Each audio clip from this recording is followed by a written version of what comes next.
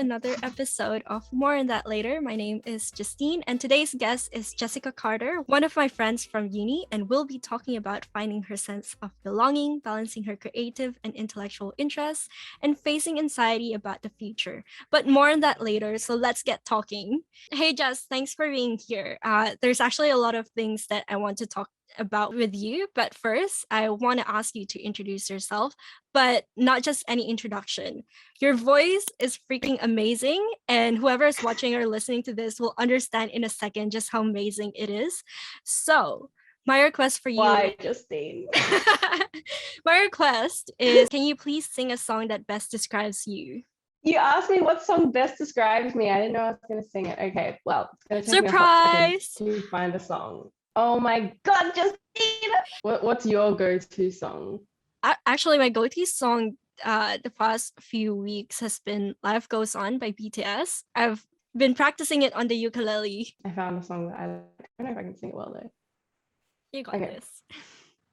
This song is called Grow As We Go. I really like it because it's about like when you're with someone and it feels like this could be the end, like a friendship or a relationship where it feels like you're turning into different people.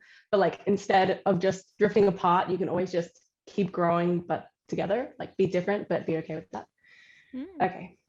I don't think you have to leave if to change is what you need. You can change right next to me. Oh. When you're high, I'll take the lows. You can ebb and I can flow, and we'll take it slow and grow as we go. Grow as we go.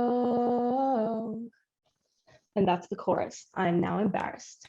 No, you're amazing. Like I said, I mean, Zoom doesn't quite translate the power of your voice, but it's still there. Well, thanks for sharing that. You flatter me, Justine. Yeah. So my next question for you is: were you always musical as a child? I feel like you would know this as a fellow Filipino, but like all Filipinos sing, just like that classic Filo karaoke happens like at every party. Not that I really go to many parties, but yeah. So I've always loved singing as a kid. I've always had like kind of low voice. So when I was a kid, I was like, oh my God, I can't sing any songs where like the female is the lead singer because it's way too high and stuff. But then I think review at UNSW really helped me expand my range and like be able to sing different songs and gave me a lot of confidence. I think I'll be talking about review a lot because review is like the best thing at UNSW. It was my favorite part of my UNSW experience. Yeah. You mentioned being Filipino and like growing up in a Filipino household. Do you speak Tagalog? No, and I'm not even sure I could call this a Filipino household. Like we all speak English in this house. I don't know Tagalog. I'm a filthy monolingual, as I would say. And I feel like the extent of my Filipino culture is like loving my relatives in Philippines and eating Filo food, but I don't really feel like a Filipino person. Yeah. But the problem with that is that I also like, because I'm half white, but I also don't feel like I'm a white person either. Obviously I am both, but people kind of don't see it that way. Like Philos look at me and they're like, oh my God, you're so whitewashed, you're basically white. But then white people look at me and they're like, well, you're not a white person. You don't look like a white person. So I'm kind of like, where do I fit in? So I guess I fit in neither. And that was a problem back when I was a kid, because children are obviously like, what are you? But then obviously now that I'm an adult in uni, I fit in just fine, but it used to be a problem. What was school like for you? I didn't really like school, to be honest. Like in high school, I actually got bullied quite a lot because I feel like I was very outspoken and like different, I guess. I'm not sure if different is the right word to say. Like, I'm not trying to say I'm not like other girls, you know what I mean? I'm just trying to say that I guess I had like a really big range of interests and I put myself in the wrong circles with the wrong people a lot of time, and they would be mean to me and then I would leave. So I had a hard time in high school, but I think in university, like things really changed for me and I'm a lot more happy now and I have really good friendship circles. So I'm glad. I'm glad that you found your circle of friends at uni and you're a lot happier now. Yeah, I mean, I think everybody sort of has like an angsty teenage phase where they listen to like rock music and like cry and stuff and just go like, I hate everything, I hate the world, you know what I mean? But we all get past it and hopefully we're stronger because of it. So yeah, what was your angsty music when you were in high school? Oh, God. I was like the typical Panic at the Disco kid, but then I also liked a lot of pop punk, like extra poppy punk, like Paramore and stuff like that. I still loved Ariana Grande. I don't know, my music's all over the place. Oh, I really liked Vocaloid, which is like a really rare genre for people to like because it's like kind of ear-piercing, high-pitched Japanese robot screaming. But it sounds good to me. I don't know why. I just really like it. Like Miku Hatsune is the most famous Vocaloid. Have you ever heard of her? She's got like big green ponytails. I love her. She's the best.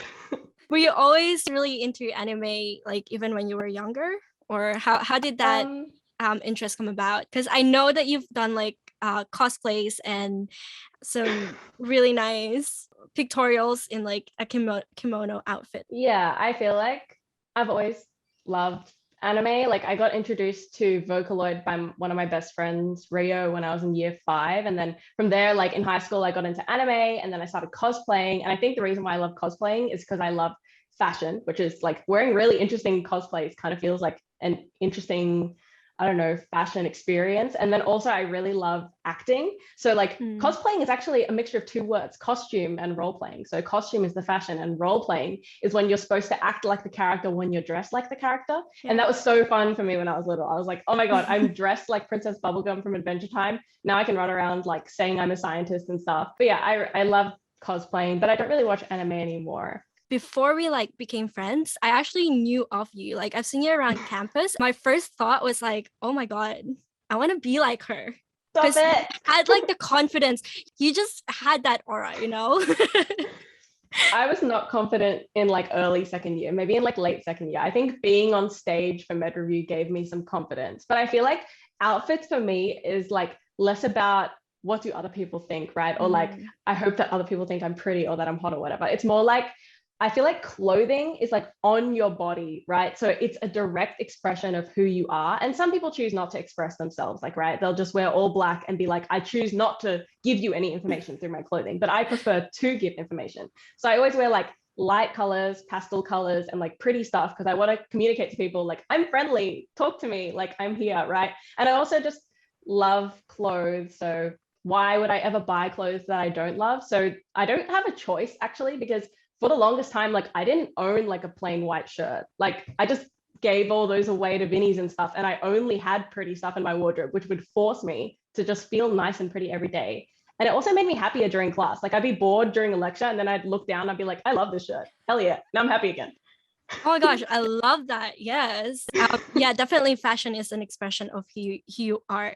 It's an extension to who you are. During uni, you've mentioned that you did some reviews. So like you did some theater productions and more specifically reviews. Do you want to explain to me and the audience what exactly a review is? I have this ready because for review, we have to harass people on main walkway and tell them this every time. I know. So everybody who's watching, if they're from UNSW, they're going to be like, do I really have to hear this again? But anyway, review is a show, a comedy sketch show with singing, acting, dancing, and a live band. And basically, I got into Med Review because I really love acting and singing. So I heard about it and I was like, hell yeah, let's go. So I went to the audition because everyone gets in, so it's not really an audition. But anyway, so I did it and I had a really fun time. And then they put me in what they call a theme character. So I had more time on stage and I really, really enjoyed it. And then my director said, why don't you direct the next show? And like naive little me was like, oh, that shouldn't be too hard, sure. And then it was like so hard, but like so rewarding. And this year I put on my show and I'm so proud of it. Breaking Bones. I will hopefully have a link to watch the entire show at some point, which you can put in there somewhere. But basically, it was just a really amazing experience. I got to spend time with lots of other people, dance with them, sing with them. Such a good stress release after like work and uni. And just being creative, writing sketches. Like I just wrote like a joke on literally like Google Drive. And then months later, I see my favorite people on stage, like putting everything into that joke and like making hundreds of people laugh. And I was just like, wow, like review is so magical. Like when would someone like me get to direct a stage show? Probably never, because I'm going to do science, right? So it's just an amazing experience. That's amazing. And when did you first join? Like in first year or? Second, I think, oh no, maybe I was in third year. I think I was in third year. Yeah, Med Review 2019 was my first show, Golden Probes.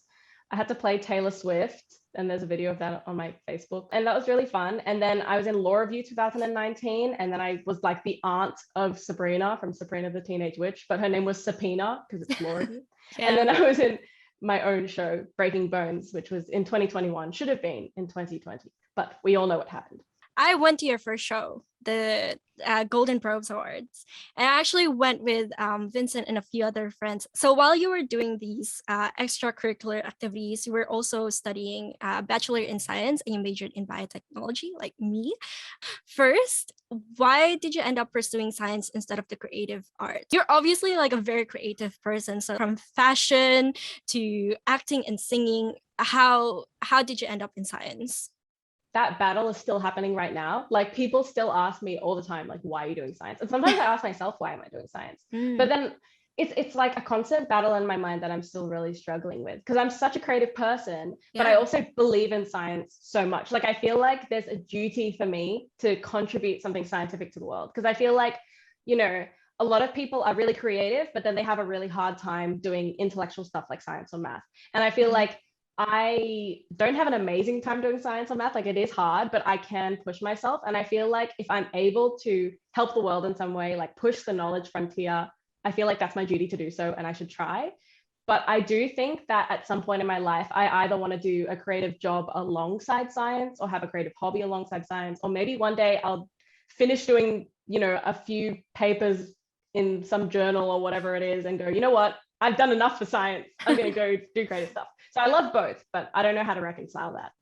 So how did you find the balance between your creative interests and your academic career? Creative stuff has always been a hobby, whereas like my academic career is sort of confined within uni. So like a lot of people like you and a lot of my friends, like they would join Babsoc and like their hobby would also be academic. And I mean, if your like main interest is academic, then that's totally fair, right? But like I'm stuck between these two worlds. So I basically didn't do any science outside of uni. I would just do my creative stuff. So I had a source of both. But obviously if uni got really heavy, I wouldn't be able to do a review that semester, but I couldn't really do the other way around, I guess. Actually, no, that's a lie. I did decide to do one course in my last term of uni on purpose so I could do med review and direct my own show. So I guess it's always been a balance of both. Breaking Bones. So you co-wrote and co-directed the show. When did you start working on that? So we got elected in, I think, August of 2019. And then by the end of that year, 2019, we already had like a huge amount of sketches. We had locked in all of our choreographers and techs and like our teammates for the show. Maybe not all of them. We had a few portfolios that were missing, but we had the theme and we were starting to work on it. And my co-director was Toby. Alan was also a director, but he dropped out before the show actually went on stage. And Toby was like amazing to work with. And it was just a real challenge to write creative stuff, you know, like you think that you're a funny person because you make your friends laugh and like occasionally you write a joke to your friends on Messenger and you're like, oh my God, I'm so hilarious. I'm like the meme queen, right? But you don't know how hard it is to write a sketch. Like if I told you right now, Justine, like write a sketch, you'd be like, what do I write about, right? So it was like, you know, I'd be on the bus on the way home and I just think of something stupid and I just write it down and then we just evolve it over time. So yeah, that's how sketch writing went. And it was really hard, but it was a lot more fun with people. Like, you know, you bounce off other people. So like some of the best sketches we had, I just asked my casties, which are my cast members, obviously, I'd be like, how do you make this sketch funnier? And they would just do something new with it. So for example, like we had a sketch that was like Mean Girls, but it was like Mean Girls, but they're being mean to someone who goes to Western Sydney. Like it was like a whole university joke. And I like didn't think that sketch was that funny, but my cast members, they wrote basically all of that sketch and they just put in so much physicality. You know, I'd be like, cross your legs at the same time. And then I'd see one of them be like, and then I was like, oh my God, do that, flick your hair like that. That's amazing. So it's like, you know, seeing them act really made the sketches come to life. It wasn't just the writing that made my show amazing, which obviously I think my show is amazing because of my show. Of course, yeah. Writing creatively is hard. I like writing blogs. I mean, I haven't done it in a while, but when inspiration's like not there, it's just not there, right? Like you don't have any content to write. How do you sort of get over the writer's block? I think with writing sketches, I'm not amazing at it. Like I had a lot of writer's block. I wrote just enough sketches to get into show, but that's not where like my passions lie. Like I love acting. I don't really like writing, but I love drawing. And sometimes I get like drawing block, I guess. But I guess inspiration from other artists is a really good way to get out of that. And I feel like with drawing, you can sort of decide on a theme of what you're going to draw, and then it becomes easier from there because you've sort of narrowed it down, right? Because if I just told you draw something, you're going to freak out for a second. But if I told you like draw something that lives under the ocean, like it would take you like 5 seconds because you're going to be like, well, I know what's under the ocean. I'm not stupid, you know, which reminds me of my bullet journal, which is full of drawings. Oh my gosh, yeah. Do you want to share some of that? Sure. I'm so proud of it because like I never thought I was good at drawing until I forced myself to draw in this journal. So this is all the mental health strategies that like help me when I'm anxious. That's amazing. When did you start bullet journaling? I have anxiety, which I'm very open about. And so like I decided to go into counseling and stuff like that. And I thought like one of the main reasons that I get anxiety is I feel like I don't know what assignments are due, what I need to do, like what is happening with my day. Like uncertainty is a huge part of anxiety.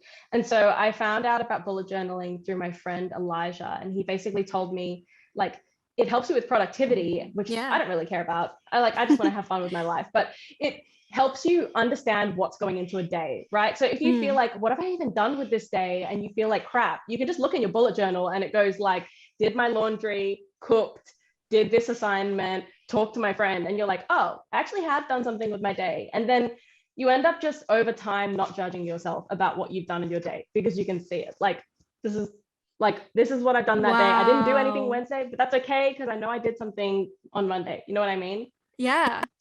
And you feel good about yourself for doing something, right? Yeah. This is my newest page. It's like, this is today, Tuesday. Oh my gosh. And did you draw the cartoon on the... No, these are printouts. So my newest theme is like printout stuff, but like some themes are really drawing heavy. I'll show you probably my favorite one. My favorite one is the ones that like I created because sometimes I follow other people's bullet journal themes, but sometimes I make my own. I made this one myself, which I'm so proud of. So like these are like Hello Kitty characters. Yeah, I love it. Me too. And then every day I would have like a character and then it would have the day like under them. And March is my birthday month, so that's why everything's all like birthday colored. But yeah, I was like really proud of this theme. And then the next theme is my show. That's my show flyer. And then like the theme was just my show. Oops. Yeah, it's like that. How much planning do you put into the design of your bullet journal and like the choosing the theme? I think it's really arbitrary actually, because in my mind, it's like, I'll probably have a bullet journal for a few years or whatever. So I'll go through a lot of themes. So literally I just have an idea, like, would it be cool to have Hello Kitty? And then I just go, Hello Kitty's the next month. And then I just do it. And then during the Hello Kitty month, I'll be like, I'm bored. I need a new theme for next month. Oh, my show is happening. It'll be my show. So it's just like very arbitrary decision because obviously it doesn't matter what the theme is. It's about like feeling calm and just drawing for fun. Okay. So now that your chapter at UNSW is finished, what are you up to these days? I decided to do honors, but I decided to take a whole semester break off. So I decided to look for an honors project. And then my boyfriend said he's going to go to UCID. Jack is my boyfriend. And then he didn't end up going to UCID. He's at UNSW again now, so he betrayed me. But anyway, he said he was going to UCID. So I did a project at UCID. So I signed up to do my project with this guy at Centenary Institute. His name is Dan Hesselson. He's such a good supervisor. But anyway, it's on heart regeneration. And that's really cool. But I took a 6-month break first, just for mental health. Like, you know, undergrad was like a lot. It was like a lot of stress. Yeah. And I couldn't do my show if I did honors because my show would have been during honors if I didn't make honors, like go back another 6 months. So I was like, I need to direct my show. I need a break. You know what? I'm going to take a break. And it's a good thing that I did because I wouldn't have been able to come into the lab normally because of COVID. So I'm glad I took the break. And I've also done a lot of creative things during that break, like bullet journaling and learning how to play guitar and learning how to cook. Like it's been really good for my creative mind. But yes, my honors project. So I used to work at Elevate and I would do seminar presenting. And so I've explained my honors project to a lot of kids, like over 1,000 kids, according to my Elevate statistics. And the way I would explain it is, so zebrafish. Have you ever heard of zebrafish, Justine? Yes, yes, I think so. It's like those Okay, little so like white fish, right? That's like the tiny ones. yes, And they're it's very they've important got for like the scientific stripes. research. Yes, they've got stripes. They're really Yeah. important for research. Okay, so sometimes humans have heart attacks when they eat too much bacon and oil and bad stuff, or if they have a genetic like predisposition for heart attacks. Mm. And what happens when you have a heart attack is simply you get a cut in your heart. Like there's a rip in your heart because your heart is like working too hard and it just like rips. Yeah. And so it heals over with scar tissue, and scar tissue is weaker than normal tissue. So as you know, like if you have a scar on your knee from falling off your bike, like I do, that part of your skin is weaker than the rest of your skin. If you have scar tissue from giving birth through a cesarean, you can't give birth normally because the scar tissue is so weak, it'll rip open while you're trying to give like a normal birth, not a normal birth, a vaginal birth. But yeah, so basically like these zebrafish, instead of healing with scar tissue when they have heart attacks, they heal with normal tissue, which is really good, right? Oh, Because yeah. when humans have a second heart attacks, their cut is like double the size because it's like breaks over the scar tissue really easily and then keeps breaking over the normal tissue. But with zebrafish, they basically regenerate after a heart attack. So the second heart attack doesn't become so much more deadly than it does for humans. And so they were trying to work out, not we, because I wasn't there. But anyway, my supervisor was trying to work out like how. So they looked at the genetics of the zebrafish and they found out that it was this transcription factor called KLF1. And that stands for like Kruppel like factor 1. And so that's the gene that allows them to regenerate. And then we thought, well, how do we make humans have that gene and then have that gene work? Well, it turns out we have that gene. We just don't turn it on when the heart is regenerating. Yeah. So my project is basically using evolution to evolve the human version of the gene to work better and then to reintroduce it back into a human. And the preliminary research for my honors project actually got published in Nature. So I think it's like a really exciting project because it's like definitely on the frontier, especially if it's in Nature. So I was like, yeah, definitely. Definitely on the frontier of science, as you mentioned. So your honors sounds really exciting. Are you considering going into PhD after that, or what are your plans? honors is like an experiment of its own because I decided to do honors because I wanted to find out if I like research. So if I do like research, then that means that although I have this duty to like do something scientific for the world, obviously I'm not going to force myself to do that if I hate research. So if I like research, I'll keep going. Maybe I'll do a PhD, maybe I'll just go straight into the field. I don't know what I'm going to do. But if I hate honors, then I guess goodbye science. If I like science but I hate research, then I might do like R&D, like have a stable job where I'm not like at the frontier. Is R&D on the frontier? I have no idea. But anyway, and if I hate honors and I hate research and I hate everything about it, then maybe I'll go into acting. Maybe I'll go into something creative. I don't know what. I feel like I'm not good enough at one specific creative thing already to like have a career in that. I feel like I'm more of a jack of all trades. Like I can do a little bit of sewing, a little bit of painting, a little bit of acting, but I'm not amazing at any of them. But I think I just choose one and like push it. I'm the same, where it's like I have like so many different interests, but I'm not necessarily good at them. But yeah, like you said, like if you choose something and then if you just put in your hours in practicing or working on it, then you'll soon be an expert on it, I guess. So I have some photos and videos here that I want to ask you about. Sure. Let me share my screen. Also, a fun fact for you. I don't know if I've told you this before. Yeah. But your first interviewee, Alinta, I met her in high school. We used to be bus buddies. What? Wait, did you go to the same school? No, we didn't. She went to a different school, but we lived on the same bus route. So we would see each other on the bus. And the way that I met her, this is how weird I was in high school. Maybe this is why I got bullied.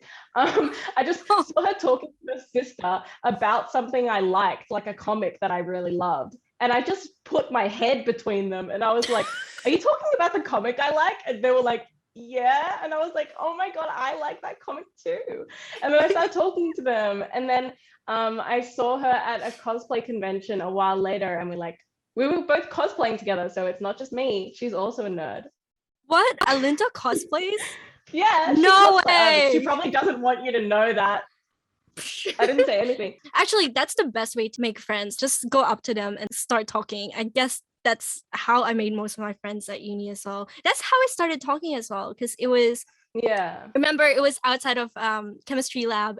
Oh god, dude, I hated chemistry with every bone in my body. Chemistry actually gave me so much anxiety. Like, I feel like my anxiety spiked so much during chemistry, and then from there I had to like work on myself so much more, because that course like gave me so much trouble, because like I'd never struggled so much with a course in my life. So chemistry was like hell, and they've changed the course because it had one of the highest failure rates in UNSW. And then they changed it to make it even worse. So to make it even worse. Well, that's what I think, because I watched Jack do the new version of chemistry, and you can fail like at any time before the final exam. Like, you have to pass these validation tests like every 2 weeks, and if you don't pass it, you fail the course. So it's like you have to worry about failing every week. It's like, no, thank you. Yeah, that's oh my gosh, I have mixed feelings, because it's like at one like point it's okay, it's motivating people to actually study and be up to date with the lectures and learning outcomes and stuff, and if they are struggling, like they can ask for help. But then also, like, what if you're too shy to like ask for help, right? I think that was my biggest mistake with chemistry. I didn't actually ask for help until like it got too late. Did you do chemistry in high school? No, I didn't. So that made it so much worse. I did the bridging course, but it didn't help. And I actually ended up doing chemistry A, dropping out right before the final because it gave me too much anxiety. This was in first year. And then redoing intro to chemistry. And then I got a HD or a distinction in that because it was so easy. And then I did chemistry A again, and it was chill. So it's like, I probably should have just done intro to chemistry, but they thought I was, because like if your ATAR was above a certain whatever, they'd just be like, do the bridging course, you'll be fine. But I was not fine. Like, it was too hard. It was too difficult. Chemistry was just hell. I hate it still, but I don't even know why I chose biotech, to be honest. Like, now that I'm graduated, I feel like biotech's not really my thing, because there's so much business and enterprise and entrepreneurship like with biotech, and I'm just not that sort of person. Like, I'm more of an intrapreneur than an entrepreneur. Like, I read a book about this, and I think I'm more of like an editorial eye. So an entrepreneur sort of like has an idea and then is able to just like start this idea up and like bring people on their team and stuff, whereas I feel like I go into somebody else's idea and I'm able to edit it and refine it and make it a lot better. So I think that I'm more of a refining eye. Like,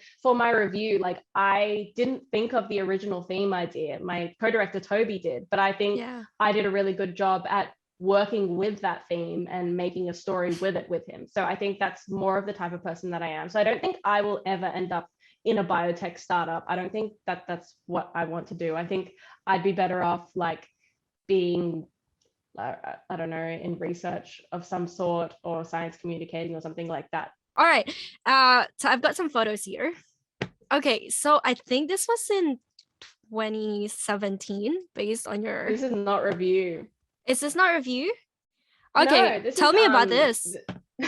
So I joined UNSW and I really wanted to act or sing. And then, who did I even meet that introduced me into this? I think Alina, the girl on the far left in the checker shirt, she was in one of my courses, and I told her that I liked singing, and then she was like, oh my god, you should join the Buddhist musical. And I was like, I'm not Buddhist. And then she was like, they don't care if you're Buddhist. So I joined it, and then it turned out everybody in the musical was a Buddhist person who wanted to just help make this musical happen to gain money for their society, and nobody could act and nobody could sing, or like they could, but they didn't really have experience, you know what I mean? And so I had all this acting and singing experience, and so I joined, and they immediately gave me the lead role because I guess I was the only person with experience. And then I ended up teaching people how to act and sing as well, because like the director was just someone who was in the society. So I ended up doing a little bit of directing there, and I really enjoyed it. And it was such a big commitment, but I loved being the main character. It was so much fun. Like, I was Alice in Alice in Wonderland, if you can't tell. And I got to put on like a cute little British accent and dance along the stage and like sing into a mic. And it was a really great way to make me feel like I had a place at uni, even though these people were Buddhist and like I had nothing to do with the society. I just felt really at home, and it was really nice. Oh my god, very random. Yeah, that was very random. I didn't even know that the Buddhist Society puts out like musicals. So you start into, like you mentioned, you start in 2 productions in 2019, Chilling Adventures of Subpoena, and the other one was the Golden Probe Awards with Med Review. This one's Law Review. And this is what I'm talking about with her voice. Okay, everyone watch. They recorded on my worst day. I was slightly out of key. Oh God. It's okay. No one outside of like the musical world will notice. Can you hear them? Yeah, Carter.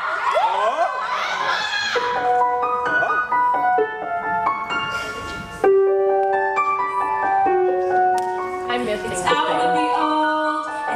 I can't watch this just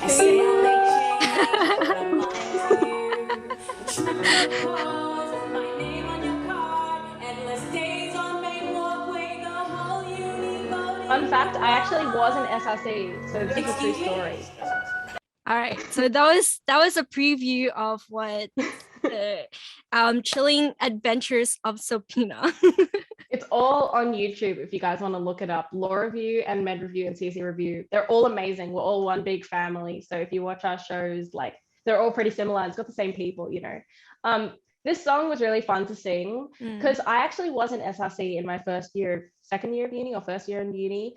Really? And I didn't really enjoy it. And then this song just completely like roasts the cringiness of SRC, and I agreed with half the lyrics. Like I think the SRC does really good things for UNSW, but I just found out that I wasn't a political person. Like I joined Young Labour for a while, and I really believed in what they were fighting for, but I'm just really not that political, and I didn't enjoy like the little fights that, you know, the left would have with the right and all that stuff. And I ended up being in a Labour commercial, and that was like my favorite part. So I guess the acting always comes in somewhere, I guess.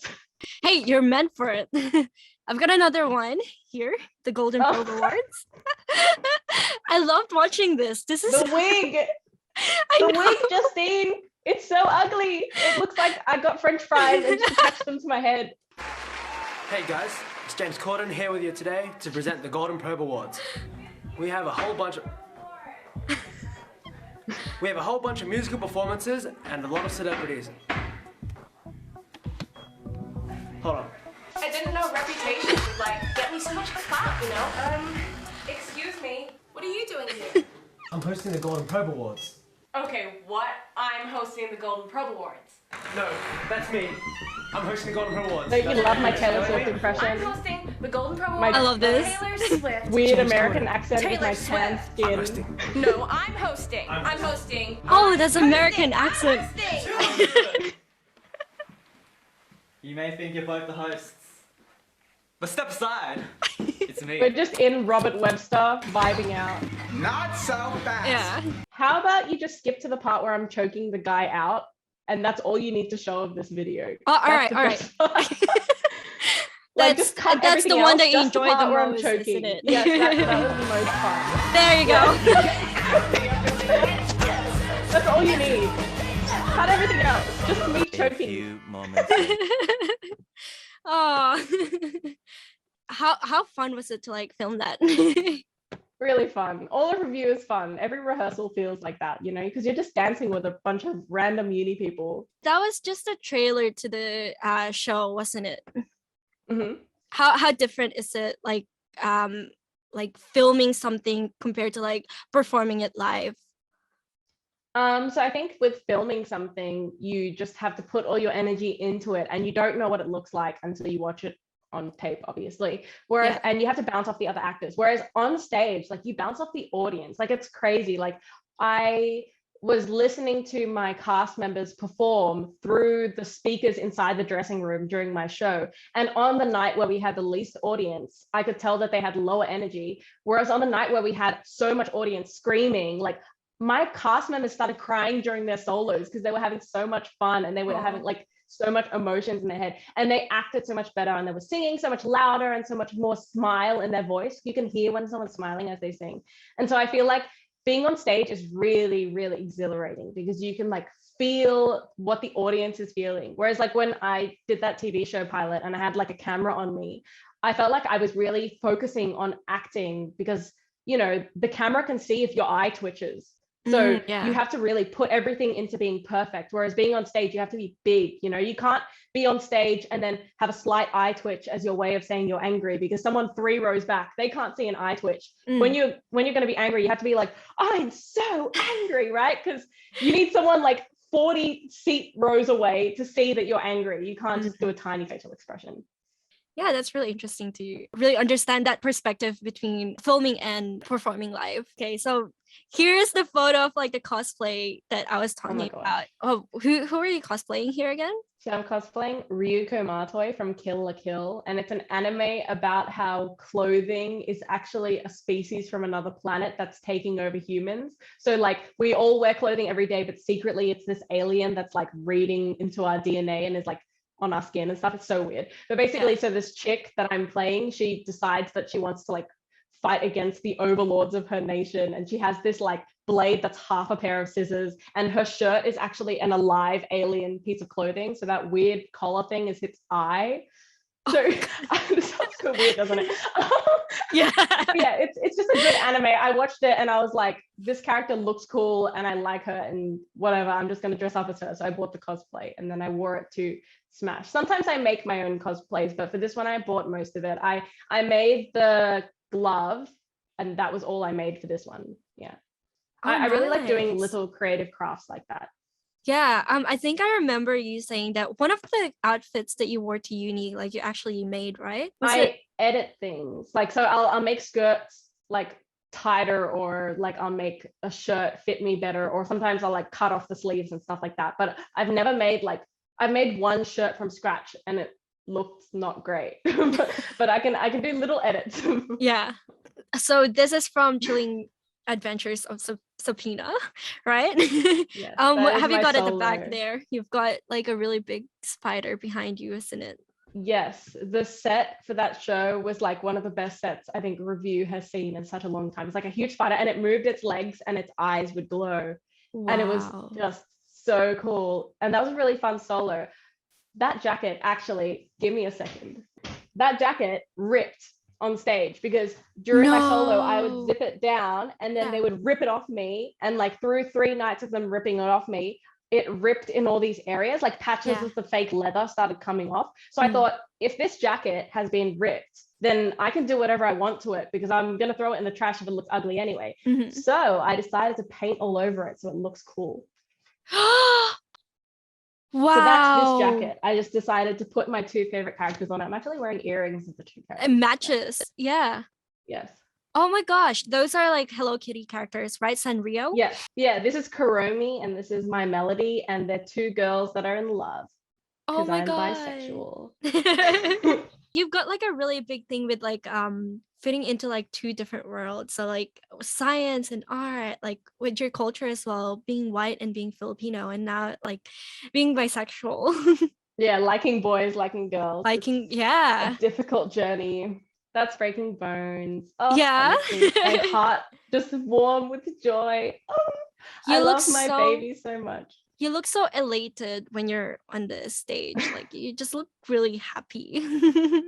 With Breaking Bones, it was like so happy, but also like so grateful, you know, because our show got cancelled because of COVID. So we were like, oh my God, we literally had weekly meetings and hours of writing sketches and getting people to join our team and like crying and stress and all this stuff. And then the show just got cancelled a few weeks into rehearsal. So we just felt like we wasted so many people's time and our own time. And we were so upset to cancel our show. But then we were able to bring it back the next year and we were just so happy to bring it back. And you know, I had already basically graduated at that point and I had all these like casties that looked up to me so much, and it made me grow so much as a person because I knew that there were people looking up to me, and so I wanted to grow into a person who was like deserving of that. And it was just a really great experience and I made so many friends and I still love them and we still talk all the time, my casties.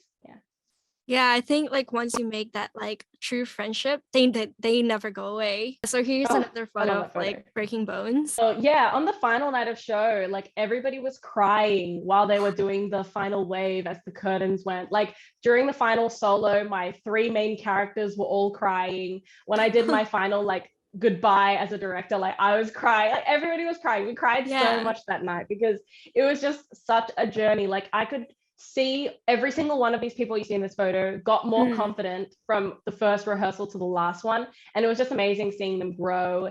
And a lot of them told me like they didn't think, because I had a few first years and second years.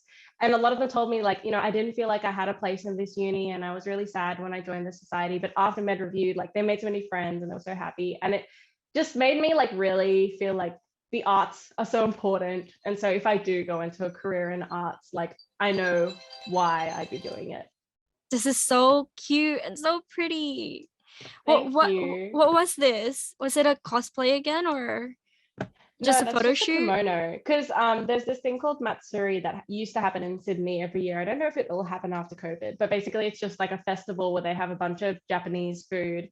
And so like the Chinese Garden of Friendship, which is where I'm in right now, like opens up a little bit so you can take photos. And I went to Japan in like 2016 and I bought a kimono because I was like, if I have an opportunity to wear this, I will. So I wore it and I had a great time. And I actually have a story with this picture. So you can sort of see that I've got like blush on my cheek. Yeah. That's not blush. I had a huge allergic reaction. No. And like, I'm so glad the kimono was long sleeved because everything from my elbows up was just rash. And I had a rash on my face as well, which is what the blush is, because I'm allergic to grass and my family was mowing the grass and they asked me to sweep it up. And I was like, I'll probably be fine, but then I wasn't fine. So it went through my whole body. And then I also ended up doing like modeling a month after this. And I was like on the catwalk with a freaking rash all over my body. No. It sucked so much. I had to try to find long sleeve dresses, but I couldn't. So that it wasn't too bad in the end. I think I put like leg foundation on my arms. There's like this thing that's like foundation for your limbs, and I used that to cover up the rashing. But yeah, that was a really fun time. Glad that worked out though. I've got one last question. So obviously Med Review 2021 with Breaking Bones was your most recent show. Is this your last show at UNSW, or will we be seeing more of you on the stage in the future once this whole COVID situation is over? So unfortunately, it is my last review because, I'm doing honors, so I won't have time to do review anymore. And after honors, I'll probably have a job, so I definitely won't have time for review. But obviously, since I was the director, I passed off my directorship to the next team of executives, and I have so much belief in them. And I'll be critiquing their show and giving them some like tips on how to make their sketches like better the way I see fit. And I might join their costumes team. So you'll see my work in the show, but I won't be in it. But I'm really excited for what their show is going to be. But I think I will do some sort of acting in the future. Like I might join a UCID acting thing, or maybe just after honors entirely, I might get an agent and try acting again, even though it's really nerve-wracking. We'll see. You mentioned acting again. I lied. I have one more question. A lot of Filipinos, like if they want to get into show business, they join Pinoy Big Brother. Do you see yourself joining that?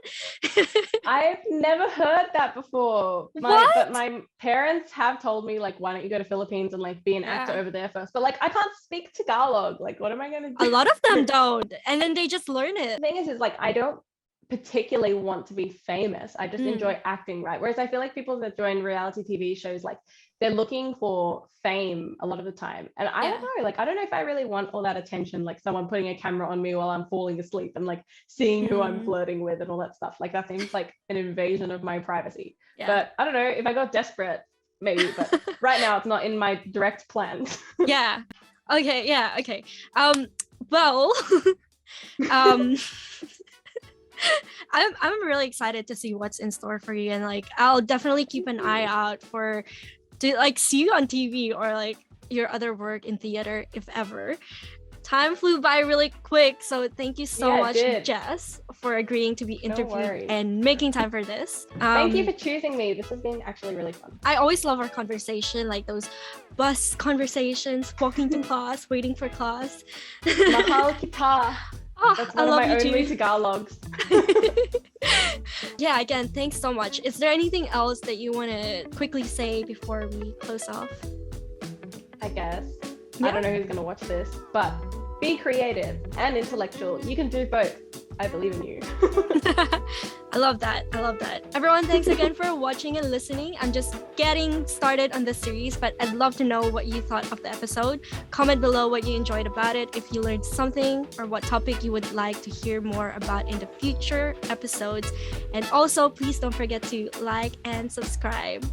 And thank you.